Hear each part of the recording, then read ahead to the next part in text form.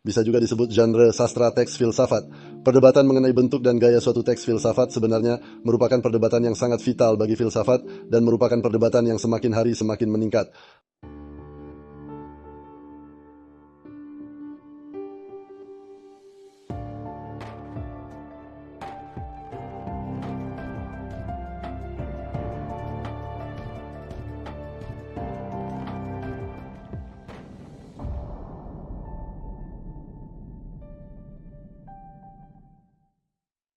Halo semuanya dari Sekolah Istanbul.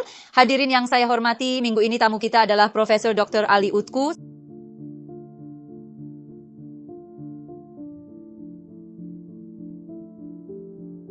Selamat datang Tuan. Terima kasih. Apa kabarmu? Terima kasih, saya harap kamu juga baik-baik saja. Terima kasih banyak Pak. Kami ingin berbicara tentang masalah gaya dalam filsafat, tapi pertama-tama saya ingin memulai dengan artikel Anda, dengan izin Anda. Kutipan dari artikel Anda. Dari artikel Anda, masalah gaya dalam filsafat, hubungan bentuk isi dan strategi retoris.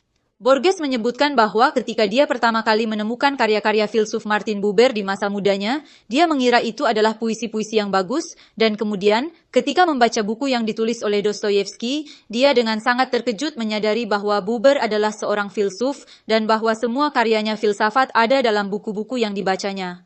Membayangkan dunia fiksi di mana doktrin filosofis tertentu menjadi kenyataan dalam cerita pendeknya. Misalnya teori bahasa nominalis dalam Funes dan Infinite Memory, idealisme Berkeleyan dalam Toulon, Ukbar, Orbis, Tertius, penskalaan Syama konseptual dalam pencarian Averroes, konsepsi tradisional tentang keabadian dalam keabadian, dan seterusnya.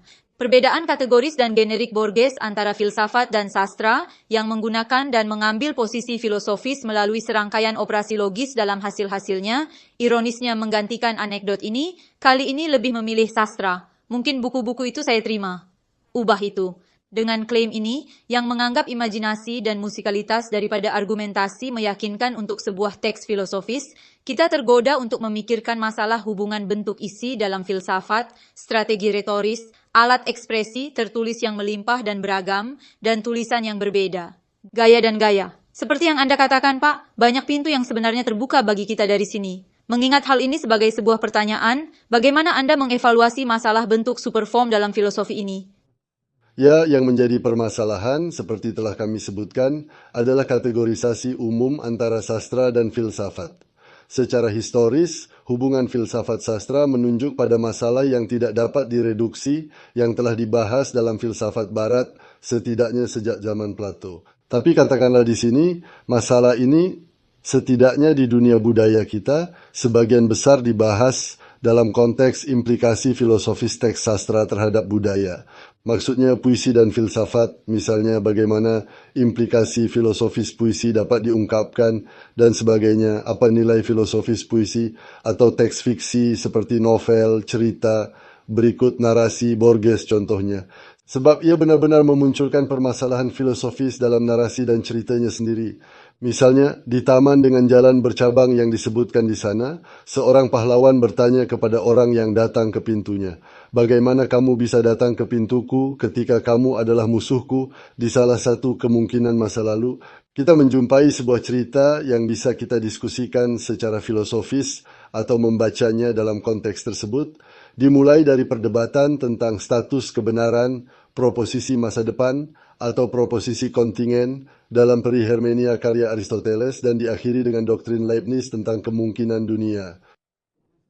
Oleh karena itu, yang saya maksud adalah bahwa implikasi filosofis dari teks sastra dibahas sedemikian rupa sehingga menjadikan kategorisasi umum ini ke dalam agenda. Atau dalam konteks yang dapat kita anggap sebagai kontribusi filsafat terhadap sastra, persoalan ini dibahas dalam konteks pembahasan seperti teori sastra, kritik sastra, dan interpretasi teks sastra.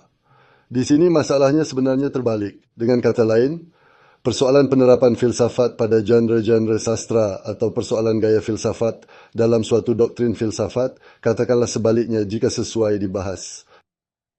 Faktanya, ini adalah diskusi yang sangat penting dalam kaitannya dengan filsafat. Ini adalah diskusi yang sangat penting.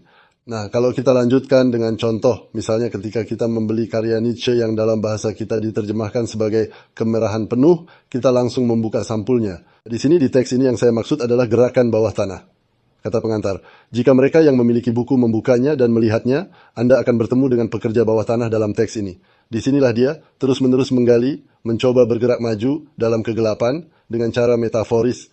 Dia bahkan membandingkan dirinya dengan tikus tanah, filsuf dengan tikus tanah, dan dirinya sendiri dengan tikus tanah. Diketahui bahwa Socrates membandingkannya dengan lalat kuda, atau seperti metafora Wittgenstein tentang lalat dalam botol lalat. Kali ini, dengan metafora tahi lalat, filsuf digambarkan sebagai tahi lalat, seorang pria yang bekerja di bawah tanah, yang bekerja dalam kegelapan, yang mencoba untuk maju, yang berada dalam keterpurukan, dan bagi seseorang yang menjumpai Nietzsche sebagai pekerja bawah tanah, untuk pertama kali dia bertemu dengan seorang penyair, yaitu sebuah teks sastra, sama seperti Borges, yang mengira dia adalah seorang penyair, ketika dia membaca buku ini, dapat berpikir seolah-olah menghadap. Dia memperlakukannya sebagai narasi metaforis. Diketahui bahwa inilah sebabnya Nietzsche senang dibaca oleh massa, tetapi juga mengapa sulit memahami filosofi dan pemikiran Nietzsche. Jadi Nietzsche mungkin adalah salah satu nama yang paling bermasalah dalam hal ini.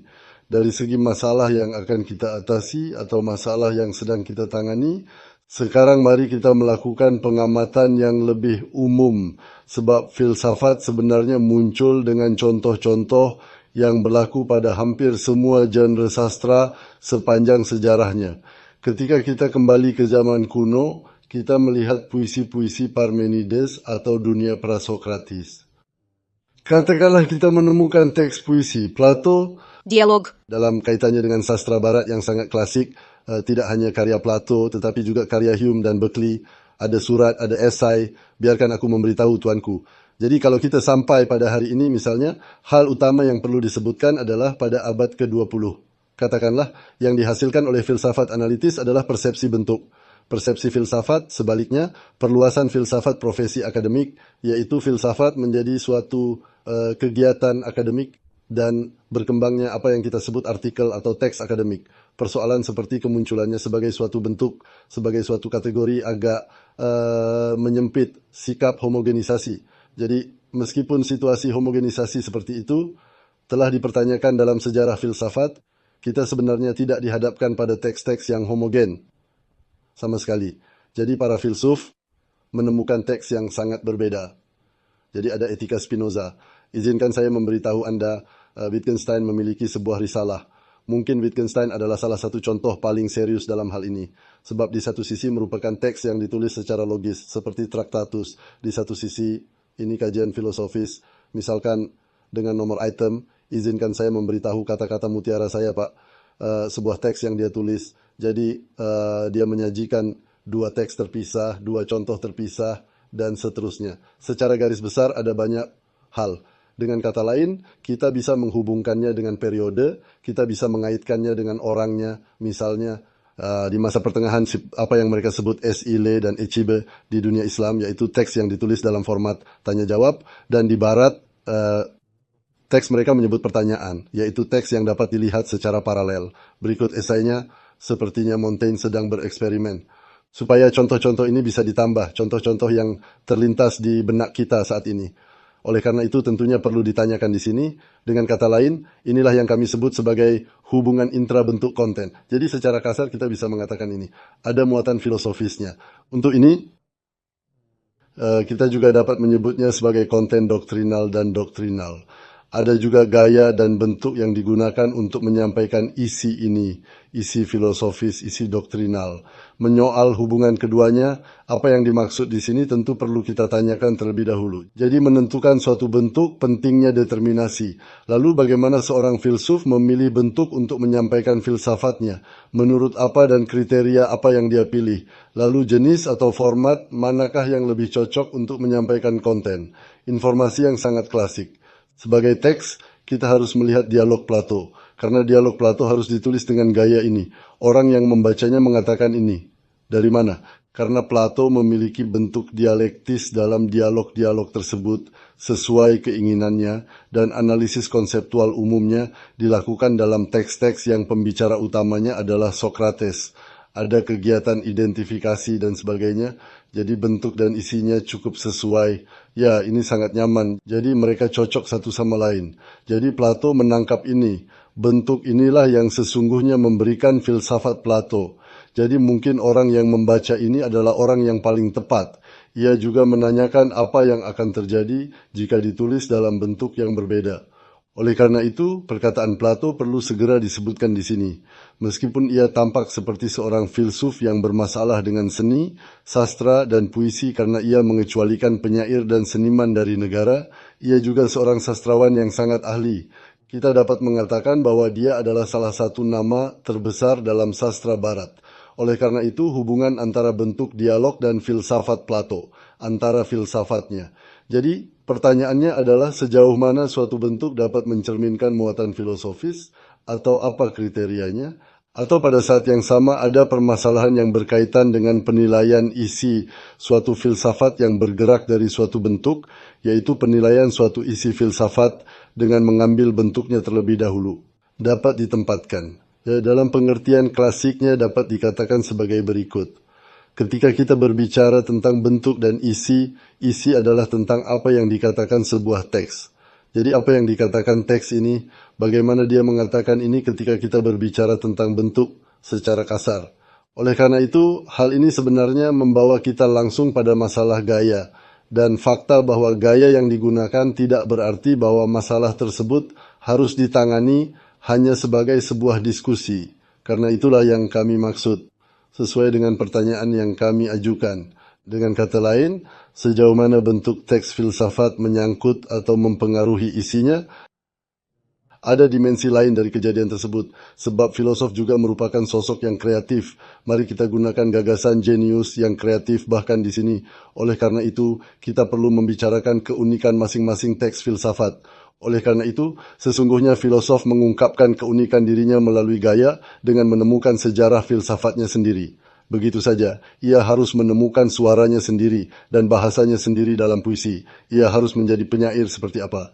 Untuk menjadi seorang penyair, ia harus menentukan keunikan dirinya tanpa meniru orang lain. Hal yang sama juga diperlukan dalam filsafat. Yang kami maksud adalah ketika ini merupakan pencarian formal dan juga pencarian doktrinal, atau ketika ini adalah masalah formal. Dalam hal ini, seperti yang kami katakan sebelumnya, Wittgenstein adalah contoh yang sangat menarik. Sebab, misalnya di Tractatus, dia pertama kali mencatat di buku catatan, karyanya tentang logika. Masalah utamanya adalah logika. Kemudian teks perantara dibuat dari buku catatan tersebut. Akhirnya, dia mencapai Tractatus, dan ini sebenarnya adalah pencarian bertahap. Ini sekaligus merupakan pencarian intelektual, karena sekaligus upaya formal untuk mencapai doktrin, yakni teori seni lukis yang disampaikan dalam Tractatus. Jadi Tractatus juga merupakan teks yang benar-benar puitis. Jadi seperti yang kami katakan sebelumnya, karya filsuf jenius itulah yang memberinya keunikan. Ini bahkan tidak berlebihan. Wittgenstein hanya menerbitkan satu teks dalam hidupnya.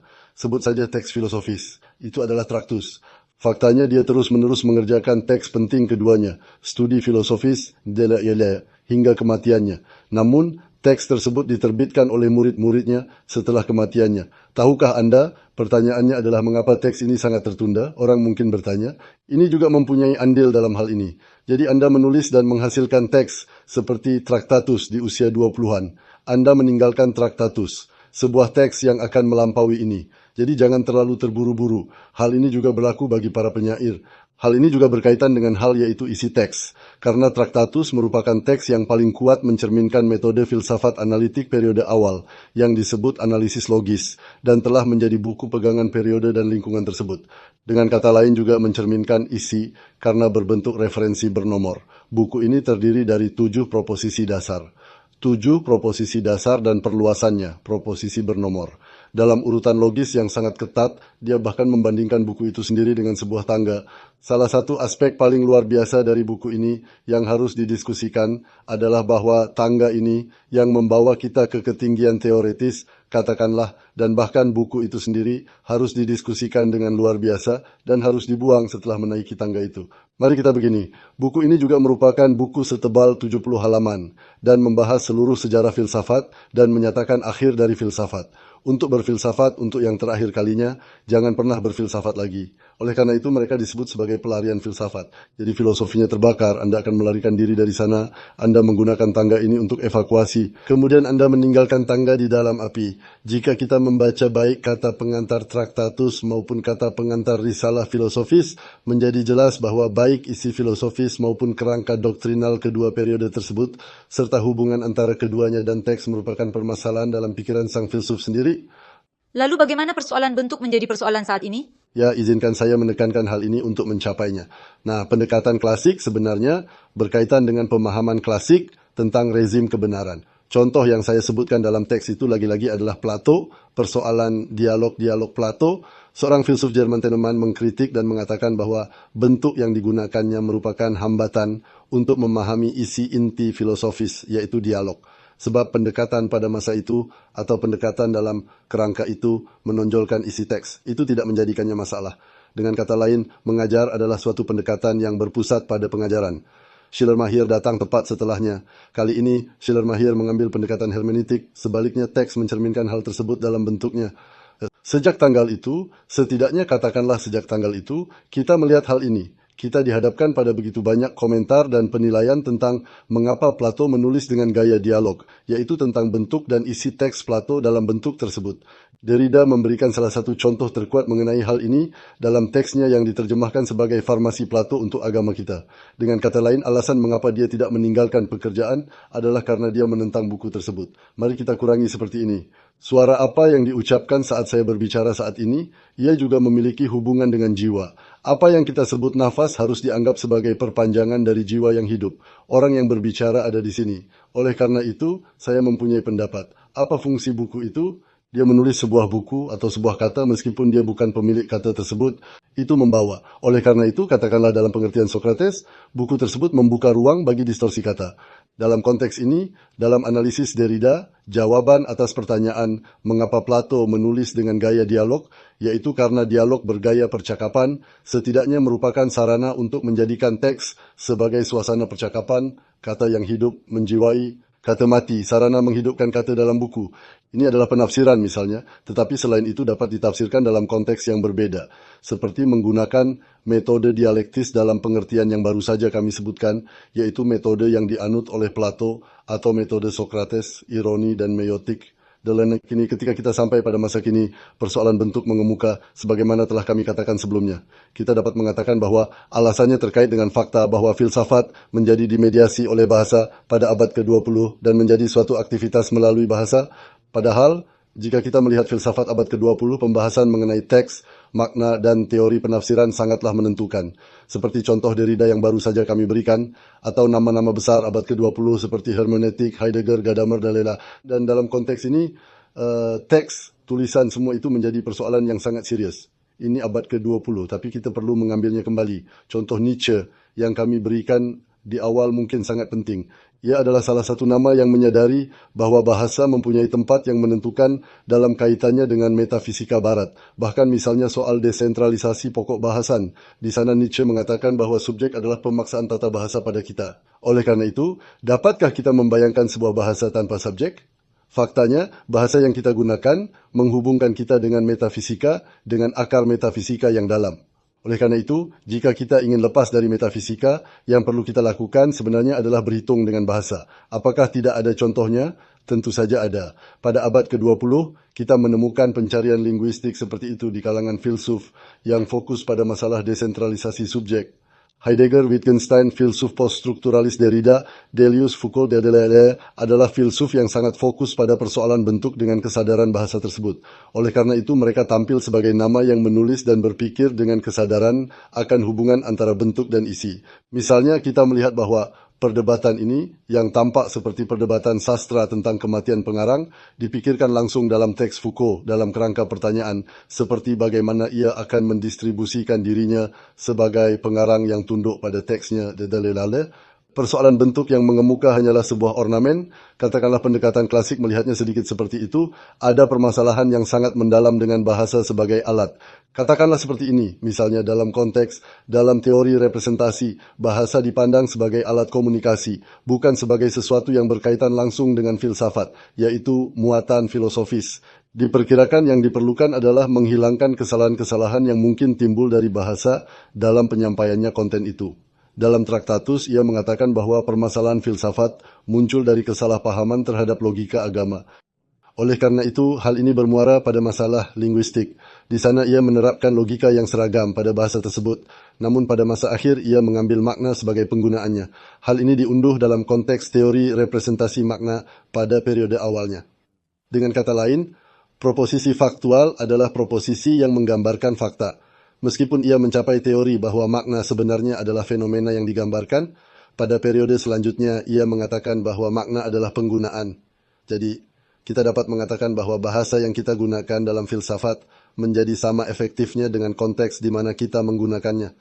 Mari kita lengkapi hubungan antara sastra dan filsafat dengan menunjukkan contoh lain. Seorang filsuf penting bernama Martha Nussbaum mengatakan bahwa novel adalah teks filosofis dan terutama jika menyangkut filsafat moral, novel ini melakukan hal-hal yang tidak dapat dilakukan oleh diskusi etika klasik dan diskusi konseptual abstrak, yaitu memiliki efek yang besar dalam konteks, langsung mempengaruhi pembaca, menyentuh kehidupan moralnya. Dan dia mengatakan bahwa kita harus mempertimbangkan moralitas, yaitu genre sastra yang kita sebut novel, sebagai teks filsafat moral. Contoh-contoh seperti itu bisa dilipat gandakan. Mungkin maksud kami dengan contoh ini bisa dimengerti. Jadi yang belum kami bahas adalah ini. Para filsuf juga menulis teks fiksi. Yang paling terkenal adalah Sartre dan Camus. Mungkin ini harus dikatakan sebagai penutup. Kami berbicara tentang dua nama yang menerima hadiah Nobel untuk teks fiksi mereka. Sartre dan Camus. Ada filsuf yang menerima hadiah Nobel untuk gaya sastra teks filsafat non-fiksinya. Ya, seperti Bergson dan Russell. Oleh karena itu kita juga dapat menyebutnya sebagai genre sastra teks filsafat. Perdebatan mengenai bentuk dan gaya suatu teks filsafat sebenarnya merupakan perdebatan yang sangat vital bagi filsafat dan merupakan perdebatan yang semakin hari semakin meningkat. Dan kita melihat bahwa kursus-kursus tentang filsafat gaya diberikan di universitas-universitas barat. Oleh karena itu, hal ini memungkinkan kami untuk menyatakan bahwa hal ini juga sesuai dengan penataan kelembagaan untuk menunjukkan pentingnya isu tersebut. Ya, baiklah. Terima kasih banyak, Pak. Terima kasih. Ini adalah masalah yang sangat mendalam, seperti yang Anda katakan, dan sebenarnya ini adalah masalah yang semakin dalam seiring dengan filosofi gaya yang sedang dibicarakan saat ini. Kami juga membuka pintu sebanyak yang kami punya waktu. Terima kasih banyak. Terima kasih. Terima kasih, Tuan. Terima kasih. Hadirin yang saya hormati, tamu kita minggu ini adalah Profesor Dr. Kami membicarakan masalah gaya dalam filsafat dengan Ali Utku. Sampai jumpa di episode berikutnya. Selamat tinggal.